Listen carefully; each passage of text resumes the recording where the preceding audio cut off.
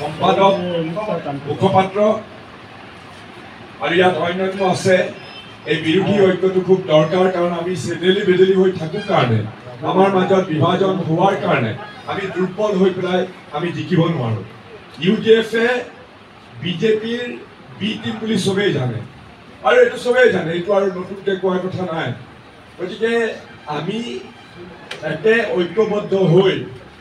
আমাৰ মানুহখিনিক সামাজিক ন্যায় প্ৰদান কৰিবৰ কাৰণে অকল সামাজিক ন্যায় নহয় ৰাজনৈতিক সাংস্কৃতিক সামাজিক অৰ্থনৈতিক কাৰণ আজিৰ যিখন চৰকাৰ বিজেপি চৰকাৰ এই বিজেপি চৰকাৰখনে হিংসা বিদ্বেষ ঘৃণা আৰু বৈষম্যৰ এক ২০-২৫ ছটিয়াই আমাৰ এই গোটেই আমাৰ দুনিয়াখন তেওঁলোকে শেষ কৰি দিছে এতিয়া বিজেপি দলে শাসনত অহাৰ পিছত ২০১৬ চনৰ পিছত আমাৰ এই অসমখনক তেওঁলোকে দুখন দুনিয়া তৈয়াৰ কৰি দিলে এখন মুছলিম সকলৰ বাবে সৰু দুনিয়া আৰু এখন অনা মুছলমানৰ ডাঙৰ দুনিয়া কাৰণ আমাৰ অসমত জনসংখ্যা মতে মুঠ জনসংখ্যাৰ প্ৰায় ৩৫% মুছলমান গতিকে ৩৫% মুছলমানক তেওঁলোকে এখন সৰু দুনিয়াত ভৰাই দিলে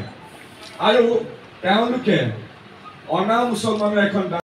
আমাৰ সকলোৰে কাৰণে এটা বৰ প্ৰত্যাহ্বানৰ নিৰ্বাচন কাৰণ আমি দুটা সাম্প্ৰদায়িক দলৰ বিৰুদ্ধে যুদ্ধ কৰি আমি ভাৰতবৰ্ষত ধৰ্ম নিৰপেক্ষতা আৰু ভাৰতবৰ্ষৰ যিটো আদৰ্শ সকলো মানুহকে সমমৰ্যাদা সকলোকে সমানভাৱে বিকাশৰ সুবিধা আৰু বৈষম্যহীন সামাজিক ন্যায় দিয়াৰ যিটো আমাৰ নীতি সেই নীতিক ৰক্ষা কৰাৰ এইটো যুদ্ধ দুটা সাম্প্ৰদায়িক দল মানে আপোনালোকে বুজিয়ে পাইছে এটা বিজেপি আৰু এটা ইউডিএফ দলে প্ৰাৰ্থী উঠাই তেওঁলোকে জানে যে তেওঁলোকে জিকিব নোৱাৰে